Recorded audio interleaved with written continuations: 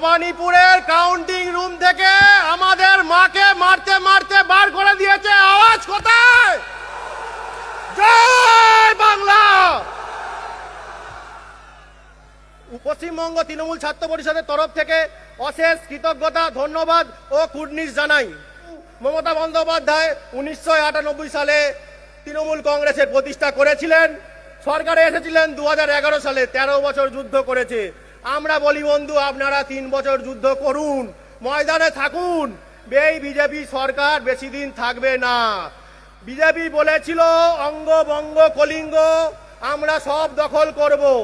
আমি একটু এগিয়ে দিই, উত্তরাখণ্ড গঙ্গা নদীর উচ্চগতি বিজেপি সরকার, উত্তরপ্রদেশ বিহার গঙ্গা নদীর মধ্যগতি বিজেপি সরকার, পশ্চিমবঙ্গ गंगा नदी निम्न गति बीजेपी सरकार। एबार मोदी जी को हम लोग बंगाल के खाड़ी में बहा देंगे भाइयों बहनों। आर कोनो हिंदू मुस्लिमेर साम्प्रदायिकतार राजनीति चलबे ना। मानुष जेने गिয়েছে जब जब मोदी डरता है उसी टाइम पे हिंदू मुसलमान करता है। तृणमूल छात्र परिषद केन बंधु एतगुलो छात्र राजनीतिर प्लैटफर्म आछे, तृणमूल छात्र परिषद केन? देखुन ममता बंदोपाध्याय যতদিন সরকারে ছিলেন তার যে প্রকল্পগুলো কন্যাশ্রী থেকে শুরু করে সবুজ সাথী, আমরা হয়তো কলকাতার রাজনীতি করি কিন্তু ভুলে গেলে চলবে না বন্ধু। বেলপাহাড়ি থেকে শুরু করে আমাদের পুরুলিয়ার মেঠো রাস্তায় যে মেয়েটা হেঁটে স্কুলে যেত, কাদা মাটির পথ পেরিয়ে স্কুলে যেত, সেই মেয়েটা আজ সবুজ সাথী সাইকেল নিয়ে হাসি খুশি মনে স্কুলে যায়।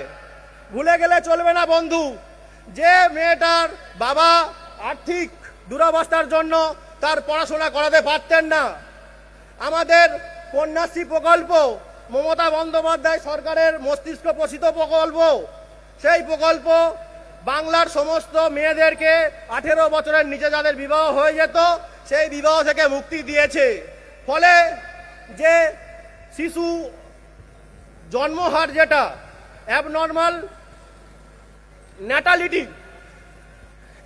ন্যাটালিটি সেটা কমে গিয়েছে।